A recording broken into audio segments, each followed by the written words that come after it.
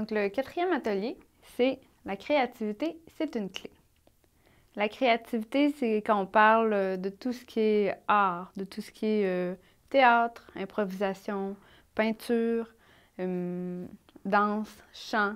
Ce côté-là original, quand on fait des choses en dehors de ce qu'on a l'habitude de faire, tout ça, c'est de la créativité.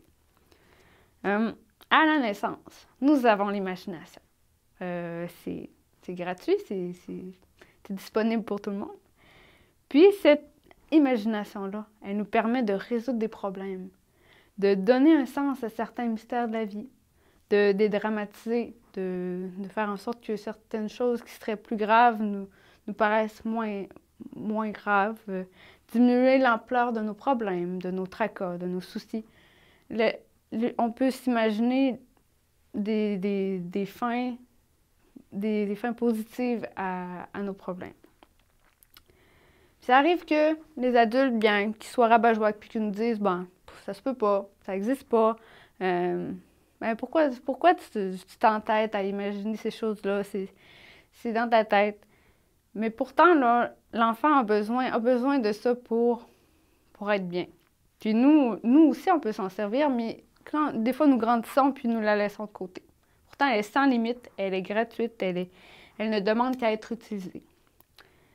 Ça nous aide à trouver de nouvelles façons de faire, des nouvelles façons d'être.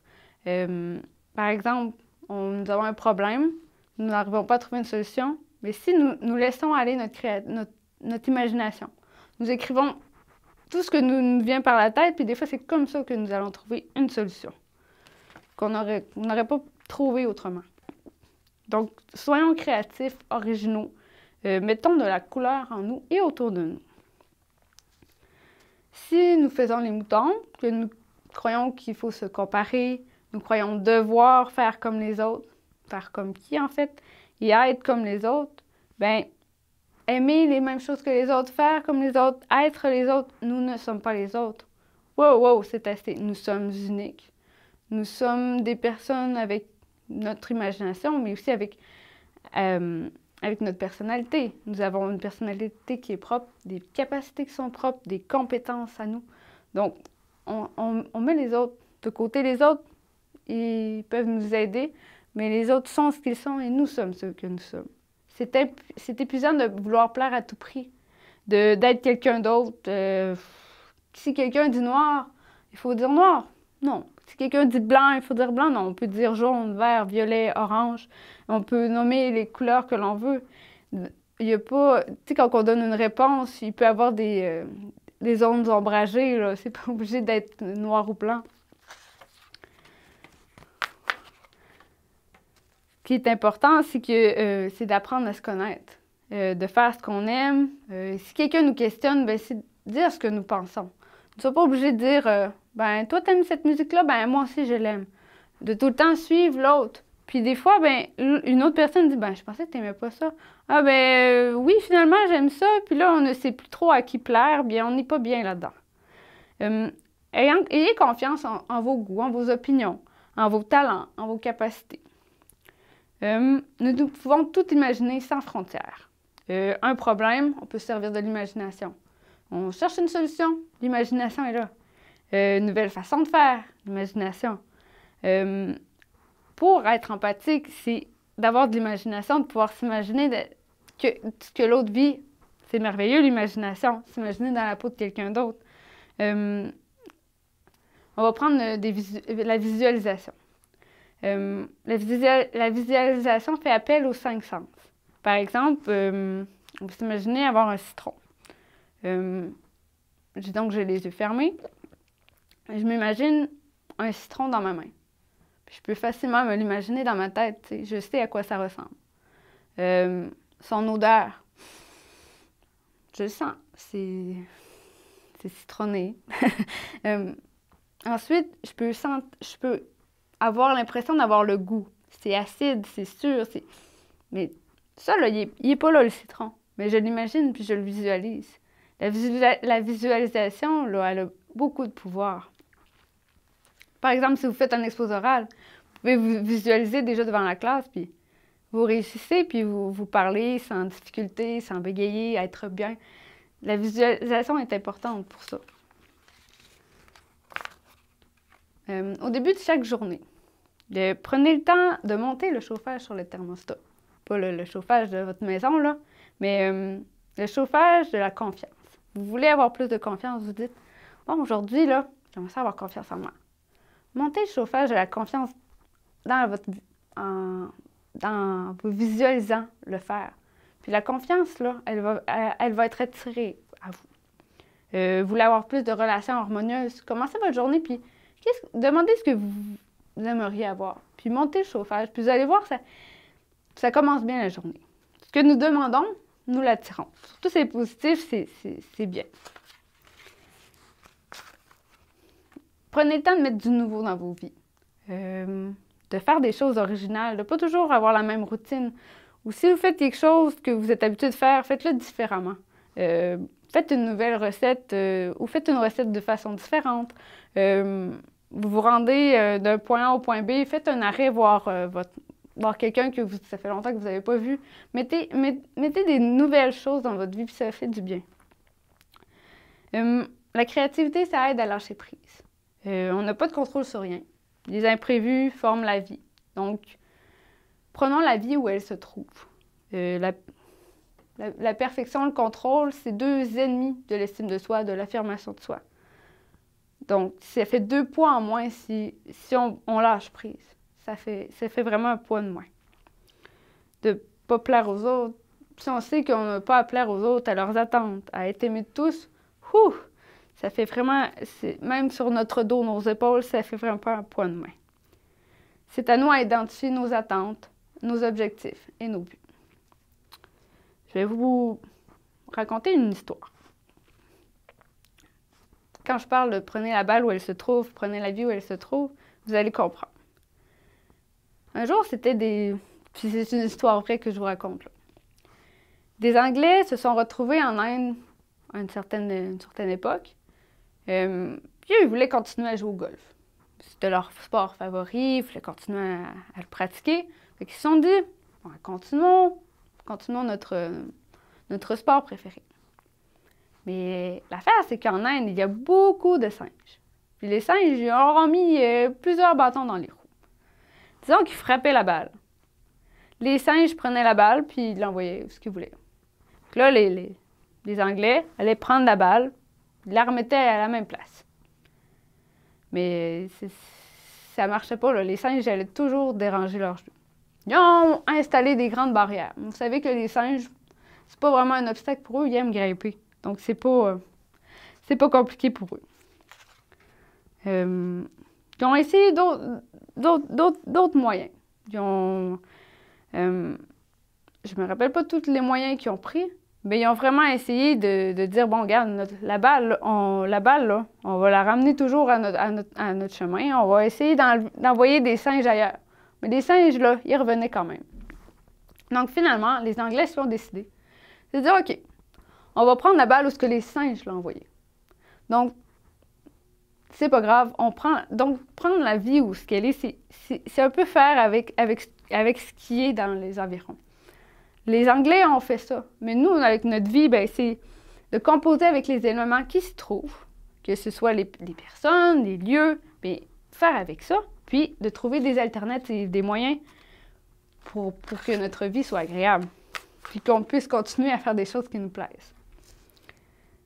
L'humour. L'humour, c'est une très belle clé. Ça permet de détendre notre corps, notre esprit, de prendre du recul par rapport à nos casse-têtes. Ça nous sort du travail, ça relaxe. Le sang circule mieux dans notre corps, ça détend nos muscles, puis ça nous oxygène. Ça oxygène nos pensées aussi. Ça nous aide à dédramatiser. Des fois, on a des problèmes, puis on les voit gros, puis là, on en rit, on recule de la situation. Puis là, déjà, là, ça donne vraiment un recul, puis de deux, ça donne la chance de trouver des solutions. Ça diminue l'ampleur des problèmes. Puis, tu sais, dans la vie, là, trop se prendre au sérieux, là, ça nous empêche de nous accomplir. on est plus crispé, on est plus stressé, on a plus peur des jugements, des critiques. On baisse ça avec l'humour, on diminue. La perfection, c'est notre mieux. C'est beaucoup plus facile d'apprendre avec des trucs, avec l'humour. Ça nous permet de diminuer la pression, de nous sentir mieux, puis de trouver des solutions à nos erreurs.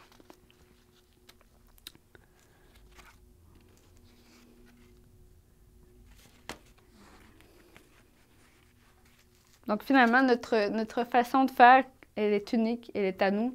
C'est à nous de mettre de la couleur, c'est à nous d'improviser.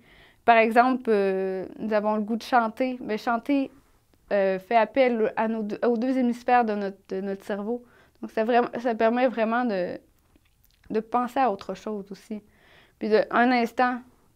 Puis si on veut composer des chansons, faire des dessins, puis faire de la peinture, de la danse, allons-y, puis arrêtons de nous prendre au sérieux en tout temps, là. Prenons des pauses, puis donnons-nous le droit d'être créatifs.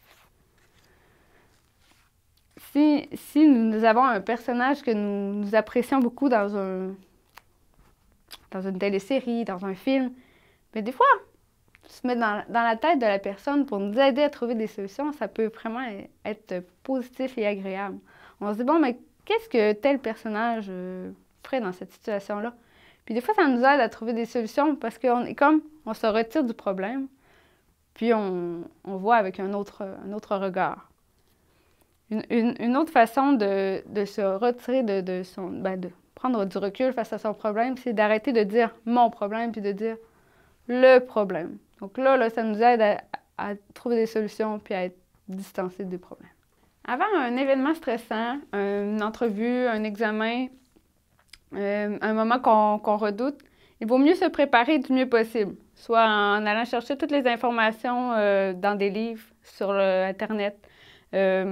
On peut se renseigner auprès de personnes connaissantes, tout dépendamment de ce qu'on a à chercher. Se faire des jeux pour mémoriser si c'est un examen, si c'est des notions difficiles à apprendre. Donc, c'est ça.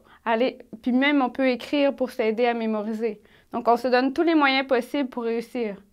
Puis quand on se sent prêt, on visualise la meilleure scène qui peut arriver.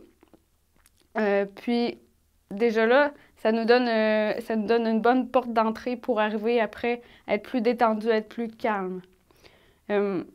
Parce que si, disons qu'on arrive à un examen, on peut être très positif, mais si on n'a pas étudié du tout, bien le résultat va être là. On ne pourra pas avoir une note qui va avoir le reflet des efforts qu'on a portés. Les peurs sont normales. Ça fait partie de la vie. On peut les noter. Moi, je vous donne un truc. On peut en faire en les nommant, on peut en faire des piche-notes, puis on rigole avec ça. On s'en fait des scénarios rigolos.